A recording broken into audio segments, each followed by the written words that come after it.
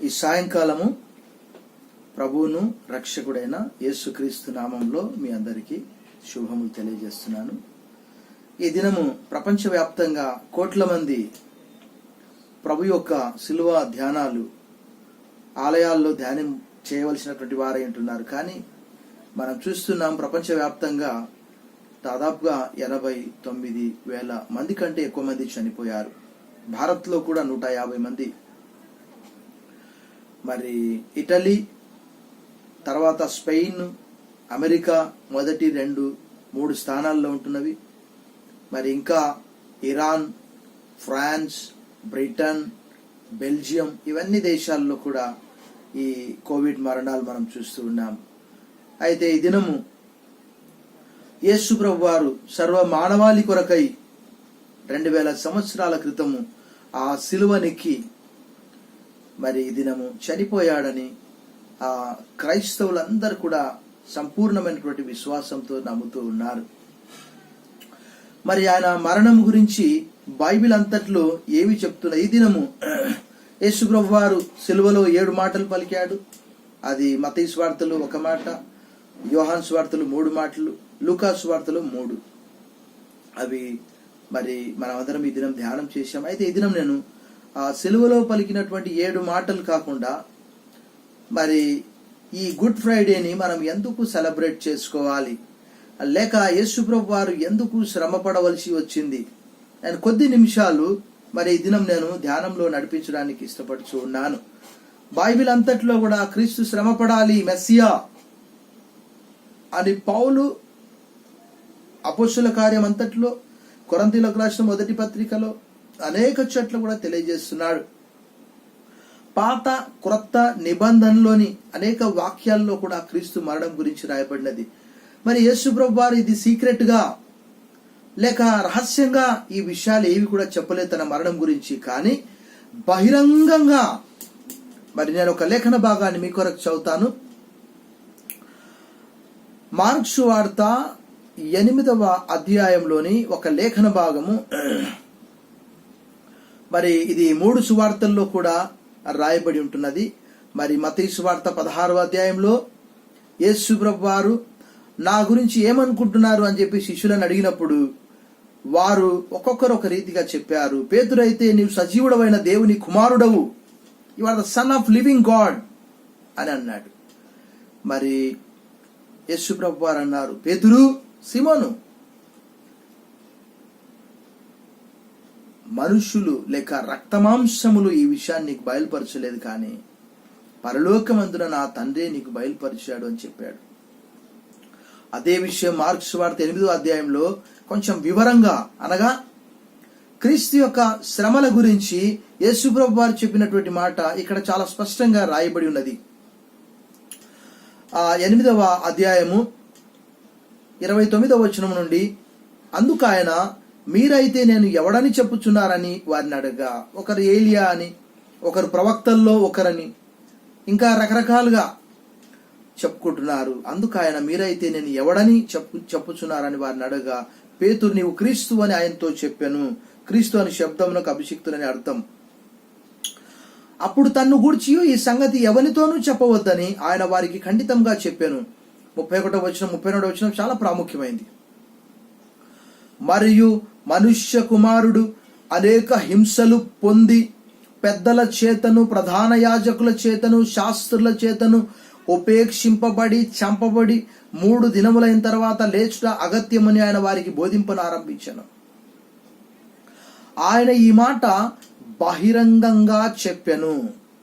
ఇది చాలా జాగ్రత్తగా మనము ధ్యానం చేయాలి. ఆయన ఈ మాట బహిరంగంగా చెప్పెను, రహస్యంగా చెప్పలేదు. ఆయన ఈ మాట బహిరంగంగా చెప్పాను.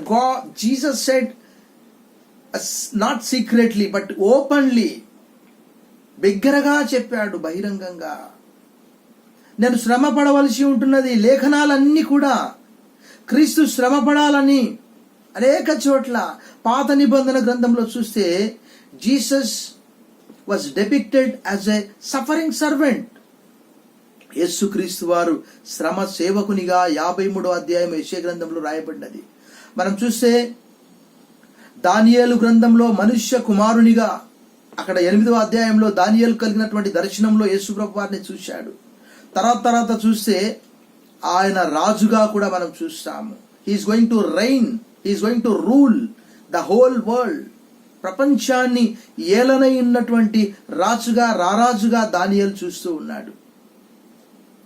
ఎందుకంటే ఆయన రాజ్యము శాశ్వత కాలము నిలుచును అని రాయబడ్డది. మరి ఈ సాయంకాలము యేసు ప్రభు వారు సువార్తలన్నిటిలో కూడా ఒక్కొక్క సువార్తలో 3 సార్లు 4 సార్లు మనం చూస్తున్నాము.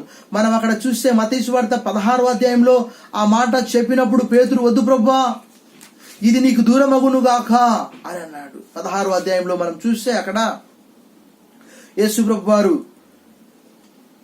యేసు తన శిష్యులకు తెలియజేయ మొదలు పెట్టగా పేతురు ఆయన చేయి పట్టుకొని, ప్రభువా, అది నీకు దూరమగుగాక. క్రీస్తు శ్రమ పడవలసి ఉంటున్నది, అది నీకు దూరమగుగాక, అది నీకెన్నడూను కలగదని ఆయనను గద్దింపసాగాను. చూసారా, యేసు ప్రభు వారినే గద్దిస్తూ ఉన్నాడు పేతురు, ప్రభువా నీకు శ్రమ రావద్దు.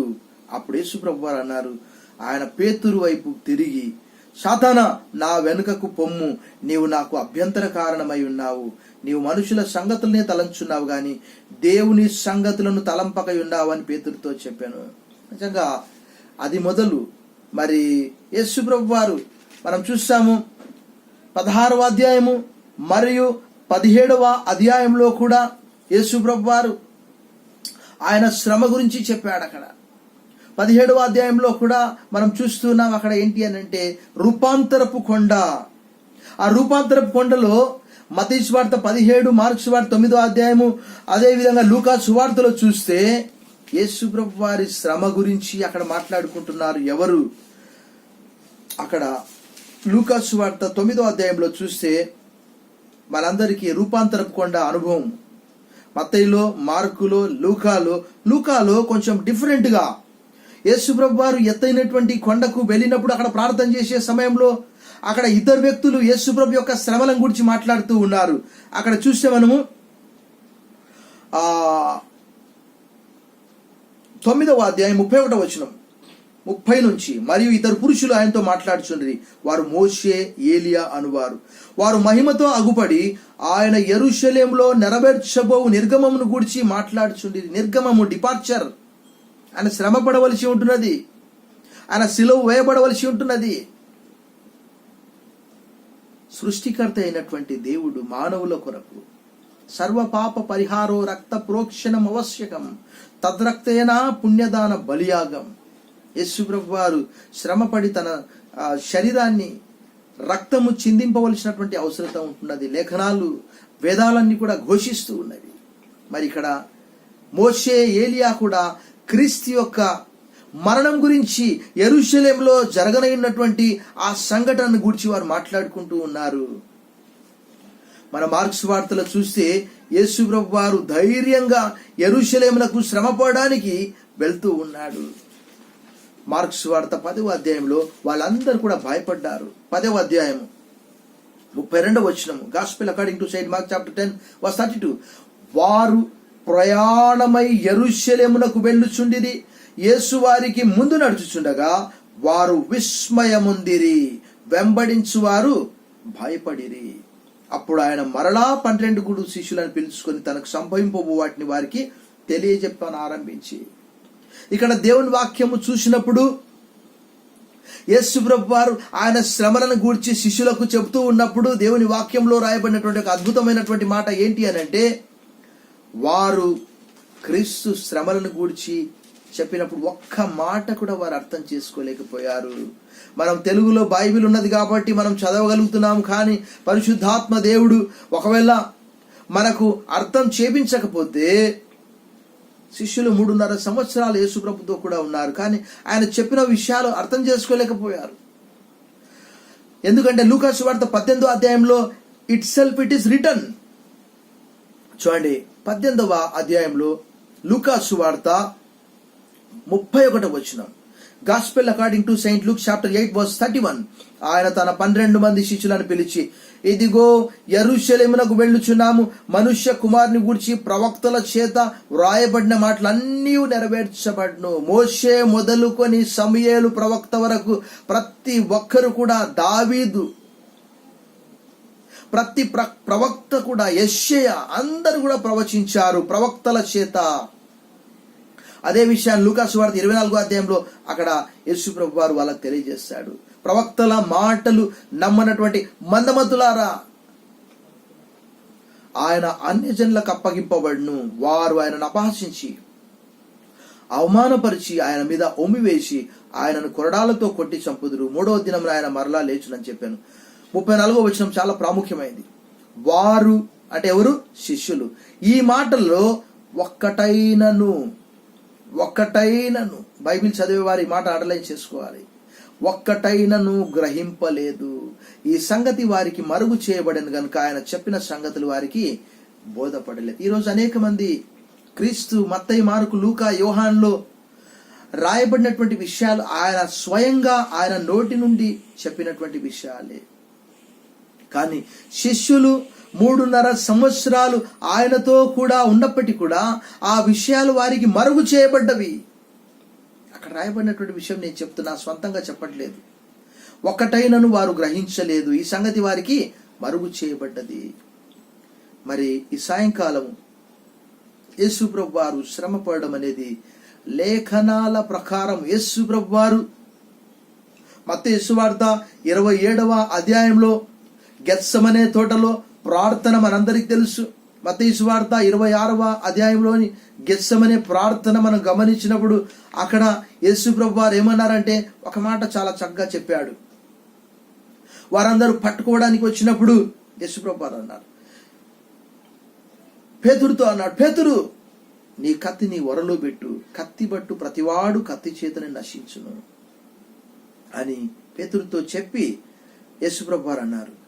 26వ అధ్యాయం 53వ ఈ సమయమున నేను నా తండ్రిని వేడుకొనలేననియు వేడుకొనిన ఎడల ఆయన 12 సేనా వ్యూహముల కంటే, అంటే ఒక వ్యూహం ఒకటి 6,000 మంది యోధులు, అంటే 72,000 మంది యోధులు వస్తారు అక్కడికి. అక్కడ రాయబడినటువంటి మాట నేను చెప్తున్నాను. 72,000 మంది కంటే ఎక్కువ మంది దూతల్ని ఇప్పుడే నాకు పంపడని నీవు అనుకుంటున్నావా? నేను వేడుకొన్న ఎడల ఇలాగు జరగవలనని లేఖనము ఎలాగు నెరవేరునని అతనితో చెప్పాను. The scripture should be fulfilled. What does the scripture say? లేఖనం ఏమి చెబుతున్నది? ఆయన మానవుల పాపముల నిమిత్తమై తప్పకుండా. The book of Isaiah chapter 53 verse 10 says, God said it was the will of God to crush him. అతని నలుగగొట్టుటకు యెహోవాకు ఇష్టమాయను. ఈ సాయంకాలము క్రీస్తు మరణించకపోతే, ఒకానొక దినము ఒక యవనస్తుడు నన్ను ఒక మంచి ప్రశ్న అడిగాడు, పాస్టర్ గారు అందరు ఇలా చెప్తున్నారు, యేసుప్రభు వారు చనిపోయాడు, మనకు రక్షణ వచ్చింది, మన పాపాలు యేసుప్రభు శరీరంలోనికి ఎప్పుడు ట్రాన్స్ఫర్ అయ్యాయి? దేవుని వాక్యంలో రాయబడి ఉన్నటువంటి మాట రోమాపత్రిక 8వ అధ్యాయము 4వ వచనంలో భక్తుడు పౌలు అక్కడ చాలా స్పష్టంగా తెలియజేస్తూ ఉన్నాడు. రోమాపత్రిక 8వ అధ్యాయము 4వ వచనము, శరీరమును అనుసరింపక ఆత్మను అనుసరించియే నడుచుకొని మనయందు ధర్మశాస్త్ర సంబంధమైన నీతి విధి నెరవేర్చబడవలనని పాప పరిహారము నిమిత్తము దేవుడు తన సొంత కుమారుని పాప శరీరాకారంతో పంపి ఆయన శరీరమందు పాపమునకు శిక్ష విధించను. దాన్నే మనము మంచి శుక్రవారం అని తలస్తూ ఉన్నాము. క్రీస్తు మరణించని ఎడల మానవుల పాపములకు క్షమాపణ లేదు. పౌలు లాంటి వాడు రోమాపత్రిక 7:24లో, O I'm a wretched man that who will rescue me from this body of death, I thank God through Jesus Christ our Lord and saviour అంటాడు. అయ్యో నేనెంత దౌర్భాగ్యుడను, ఇట్టి మరణంనకు నా శరీరం నుండి నన్ను ఎవరు విడిపిస్తారు? ప్రభువైన యేసుక్రీస్తు గెత్సెమనే తోటలో చేసినటువంటి ప్రార్థన, తండ్రి నీ చిత్తమైతే ఈ పాత్ర, ఈ గిన్నె నా నుండి తొలగించుము, అయినను నా చిత్తం కాదు నీ చిత్తము నెరవేర్చబడాలి. ఆయన దేవుని యొక్క చిత్తాన్ని నెరవేర్చడానికి ఈ లోకంలోకి వచ్చాడు. ఆయన స్వచ్ఛందంగా చనిపోవడానికి వచ్చాడు. ఆయన గొర్రె పిల్ల వలె అప్పగించబడ్డాడు. పాత నిబంధన గ్రంథంలో చూస్తే మనము అక్కడ బలులు అర్పించే సమయంలో మనం చూస్తాం, చాలా సందర్భాల్లో నేను తెలియజేశాను. మరి ఇశ్రాయేళ్ల పాపములన్నీ కూడా లేవియ కాండంలో ఒక గొర్రెపై ఒక మేకపై వారు మోపి వారు అరణ్యములోనికి ఆ మేకను పంపించేవారు. లేవియ కాండం 16వ అధ్యాయము 21వ వచనము, అప్పుడు అహరోను సజీవమైన ఆ మేక తల మీద తన 2 చేతులుంచి ఇశ్రాయేలీల పాపములన్నీ అనగా వారి దోషములన్నీ వారి అతిక్రమములన్నీ దాని మీద ఒప్పుకొని ఆ మేక తల మీద వాటిని మోపి తగిన మనుష్యుని చేత అరణ్యంలోనికి దాన్ని పంపవలెను. Jesus was as a lamb. Jesus was the paschal lamb. ఆయన వధింపబడినటువంటి పస్కా పశువు వలె ఉన్నాడు. అక్కడ భక్తుడు పౌలు కొరింథీయులకు రాసిన 1వ పత్రిక 5వ అధ్యాయంలో అక్కడ తెలియజేస్తాడు. అక్కడ ఈ సాయంకాలము ప్రేమైనటువంటి దేవుని బిడ్డలారా, యోహాను సువార్త 1:29లో బాప్తిజం ఇచ్చి యోహాను అంటాడు, మరునాడు యేసు ప్రభు వారు తన యుద్ధకు రావడం చూసి, ఇదిగో ఈయన లోక పాపమును మోసుకొని పోవు దేవుని గొర్రెపిల్ల. Here is the lamb of God who takes away the sins of the world. ఆయన మన పాపములకు మాత్రమే కాదు, సర్వలోకమునకు ప్రాయశ్చితమై ఉన్నాడని యోహాను రాసిన 1వ పత్రిక 2:2లో రాయబడ్డది. ఈ సాయంకాలము ప్రపంచానికి యేసు ప్రభు చనిపోవడం ద్వారా, కొంతమంది అనుకోవచ్చు ఇది ఎంత అన్యాయం అండి, ఒక వ్యక్తి పైన ఇంతమంది పాపాలు మోపబడతాయా? అవును, ఆయన మానవులందరినీ ప్రేమించాడు కాబట్టి ఏ ఒక్కరు నశించడం ఆయన ఇష్టం లేదు. దేవుడు లోకమును ఎంతో ప్రేమించను కాగా ఆయన తన అద్వితీయ కుమారునిగా పుట్టినవానియందు విశ్వాసం ఉంచు ప్రతివాడు నశింపక నిత్యజీవం పొందినట్లు ఆయన అనుగ్రహించను. For God so loved the world that he gave his only begotten son whoever believes in him shall not perish but may have an eternal life. హలక్ నా హో బల్కి హమేషాకి జిందగీ పాయే. ఆయన ఈ లోకానికి మానవులను రక్షించడానికే వచ్చాడు కానీ శిక్షించడానికి రాలేదు. దేవుని వాక్యంలో రాయబడి ఉన్నది.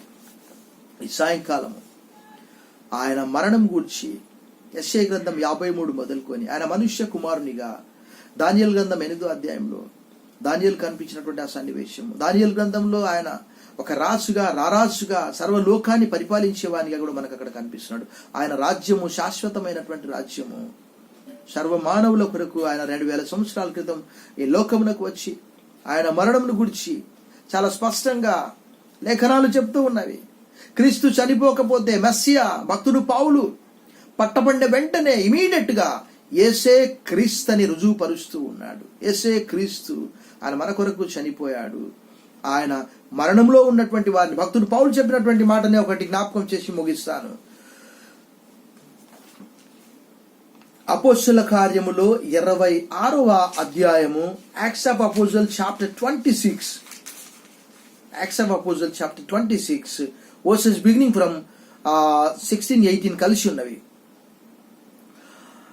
నీవు లేచి నీ పాదములు మోపి నిలుపుము, నేను ఈ ప్రజల వలన అన్యజనుల వలన హాని కలగకుండా నేను కాపాడేదను. వారు చీకటిలో నుండి వెలుగులోనికి